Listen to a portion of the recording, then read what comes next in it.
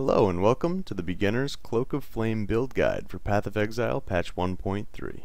This build guide is aimed at those who want a cheap but effective build that is easy to use for the new Challenge League's Torment and Bloodlines. This build uses a combination of easy to obtain unique items and skills to make the character extremely tanky while providing enough damage to easily clear endgame content. The most important of the unique items is, of course, Cloak of Flame. Cloak of Flame helps us with damage output by increasing our chance to ignite and ignite duration, but more importantly, it helps us greatly mitigate physical damage taken by converting 20% of physical damage into fire damage. The exact reason why this passive is such an effective form of mitigation is a bit beyond the scope of this video, but the other important item for this build may make it more clear. The unique shield Raiz of the Phoenix is the other key unique needed for this build, and its utility is greatly utilized through the use of Cloak of Flame and the active skill gem Arctic Armor. With the increase to max fire resistance from Raiz of the Phoenix and the combined physical and fire mitigation from Arctic Armor, this setup using Cloak of Flame is more effective at reducing incoming physical damage than even some of the most highest rolled chest armor in the game.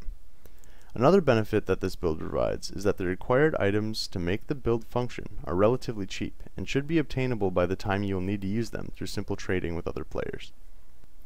The primary skill used in this build is Incinerate, linked with greater multiple projectiles, spell echo, and faster casting.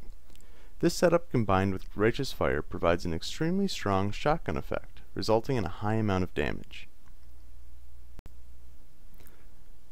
Starting as the Templar, the skill tree at level 65 looks like the one displayed here. The nodes selected in this tree focus on a high amount of increased life and life regeneration, as well as the key nodes Eldritch Battery for a large increase to the build's mana pool, and Mind Over Matter for more survivability without the need to use a Cloak of Defiance.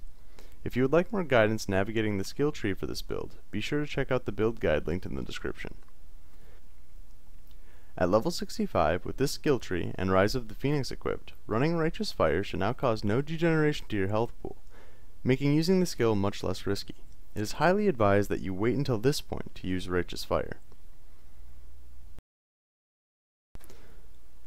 I hope you enjoyed this preliminary build guide to the Cloak of Flame Righteous Fire Incinerator. I'll be coming out with more videos on this build soon after the new league start, but in the meantime, if you have any questions about the build or Path of Exile in general, feel free to stop by my Twitch channel at twitch.tv/sunkenalbatross, where I'll be streaming this build being created from the ground up in a new league and teaching whomever would like to learn more about the game.